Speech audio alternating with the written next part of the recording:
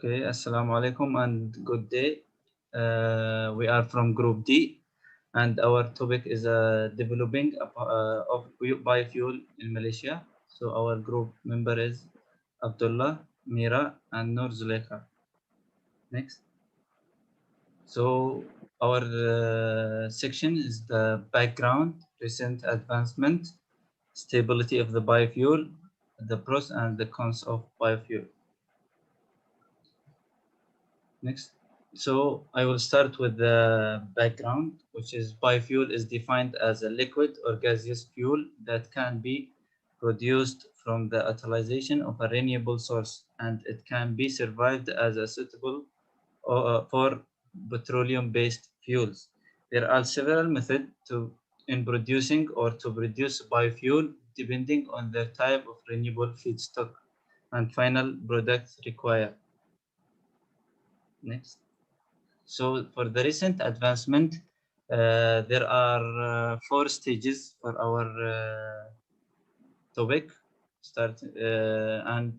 First of all, the non-toxicity sulfur-free biodegradable natural of biological fuels from the renewable source is suitable for the petroleum.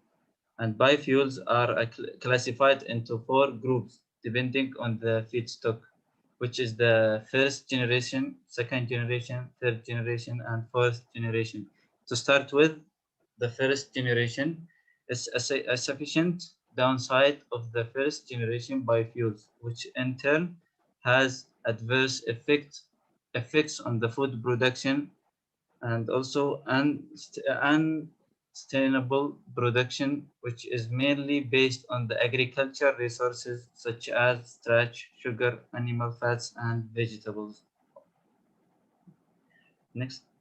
In the second generation, the production of biofuel made from agriculture and forest, residual, and food-free crop feedstock will solve most problems related to biofuels for first generation.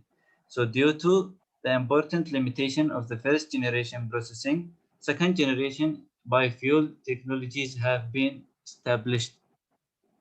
In the third generation, the biofuels focus on the development of the sustainable biofuels from the algae and aquatic biofuel.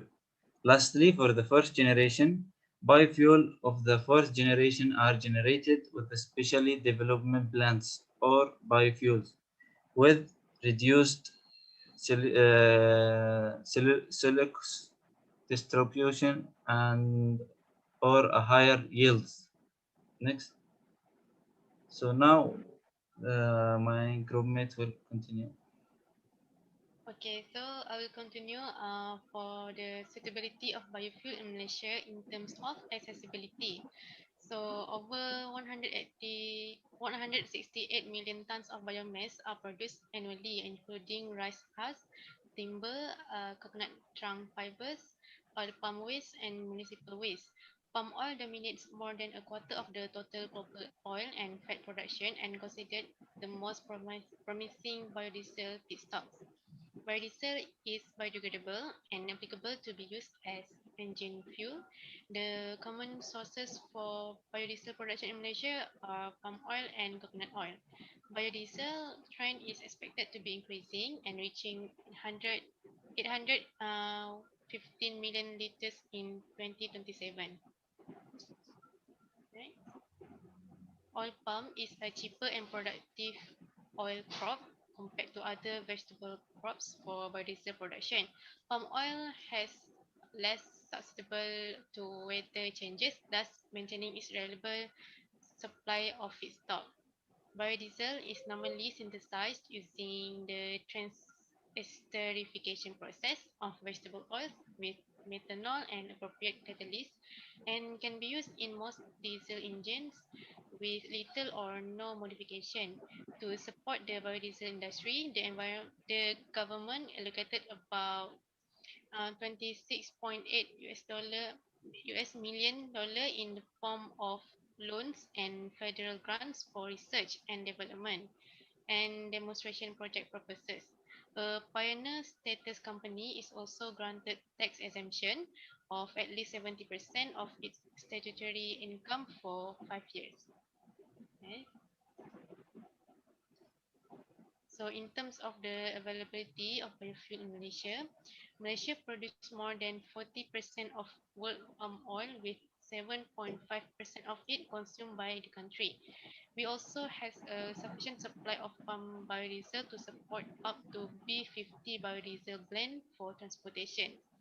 And also Malaysia can produce more than 104.55 million tons of lignocellulosic biomass waste annually, including from agricultural biomass and forest residues for bioethanol production.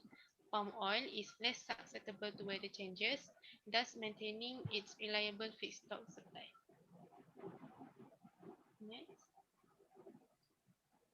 In terms of the acceptability, negative impacts of the activity is mainly from an environmental perspective. The potential impacts for an oil palm plantation include soil erosion, biomass disposal, water and air pollution, and impacts on the surrounding communities. Environmental Impact Assessment (EIA) is required for activities prescribed under the Environment Quality Order (EQA), including oil palm plantation. And biodiesel produced from palm oil has better properties than diesel fuel, which can benefit engine performance and reduce exhaust emission.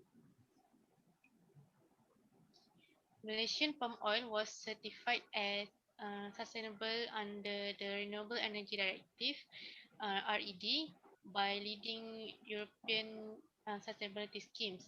Several local and international sustainability standards have been implemented to make sure the sustainable development of the biodiesel industry, including forest conservation, environmental management, biological control of pests, and reduction of greenhouse gases.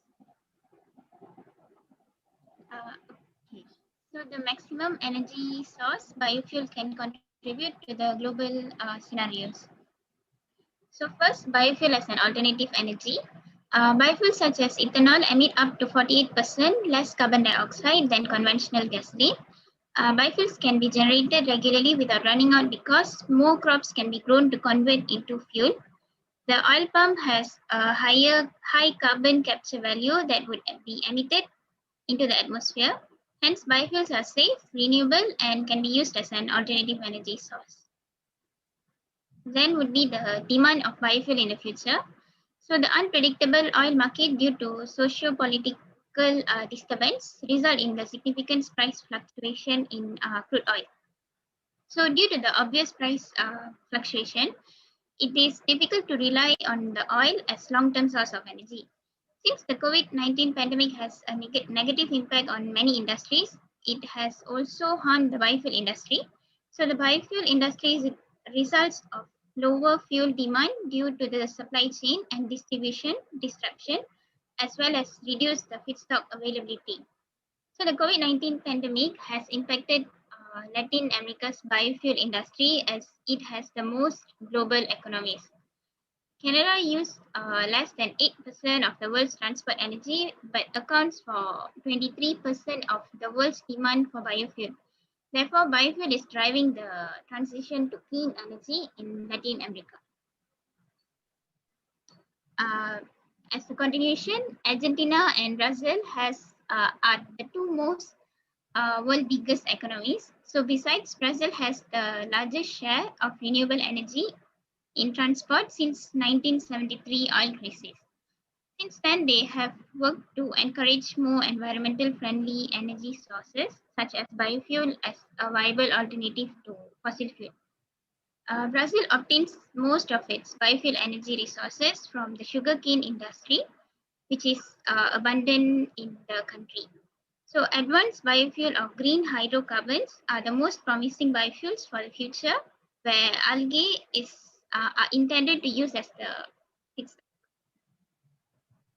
So next is the potential benefit of the biofuel production. So biofuels, unlike fossil fuels, are made up of renewable feedstock.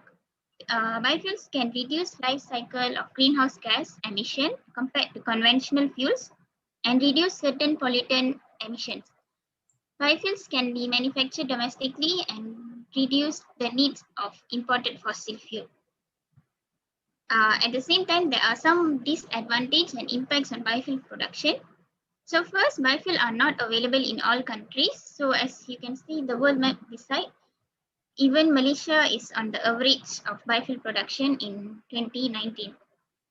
Then biofuels are not effective in cold weather.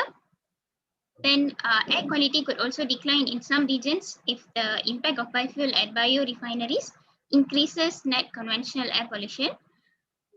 Researchers suggest that the production of biofuel feedstock, particularly food crops, could increase water pollution, and also higher production costs is needed for biofuel production. So these are some of the references that we have used our presentation. And that is all from us. Thank you. But we would like to share some video on introduction of biofuels. Thank you. Biofuels. Biofuels are combustible fuels created from biomass. The term biofuel is usually used to describe liquid fuels such as ethanol and biodiesel that are used as replacements for transportation fuels like gasoline, diesel, and jet fuel. Ethanol is an alcohol formed by fermentation. It is used as a replacement for or additive to gasoline. Biodiesel is an oil produced by extracting naturally occurring oils from plants and seeds. Biodiesel can be combusted in diesel engines or blended with diesel fuel. Biofuels are grouped in 3 categories based on the type of feedstock used to produce them. First-generation biofuels are produced from food crops. For ethanol, feedstocks include sugarcane, corn, maize, and others. For biodiesel, feedstocks are naturally occurring vegetable oils such as soybean and canola. Second-generation biofuels are produced from cellulosic material such as wood, grasses, and inedible parts of plants. This material is more difficult to break down through fermentation and therefore requires pre-treatment before it can be processed. Third-generation biofuels are produced using the lipid production from algae. In addition, the term advanced biofuels is used to describe the relatively new technological field of biofuel production that uses waste such as garbage, animal fats, and spent cooking oil to produce liquid fuels. Biofuels are currently the only viable replacement to petroleum transportation fuels because they can be used in existing combustion engines. This is an increasingly important advantage with growing concern about the environmental impacts of fossil fuels around the globe. Biofuels can also help provide energy security in regions that do not have hydrocarbon resources but do have suitable agricultural conditions. While there is some dispute over just how renewable biofuels are, it is generally accepted that the crops used to produce them can be replenished much faster than fossil fuels, which take millions of years to form. Concerns about biofuels are usually centered around the fact that they are an agricultural product.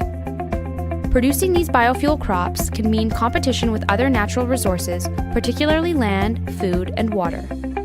First-generation biofuels use only edible crops, which has led to biofuel crops displacing food sources in certain regions and subsequent spikes in food prices. In many regions of the world, subsidies are provided for these crops, which only amplifies these issues. In addition, increased agriculture of any form comes with concerns of deforestation and biodiversity loss, as well as water and fertilizer use, which have environmental and climate impacts all to their own. That's biofuels.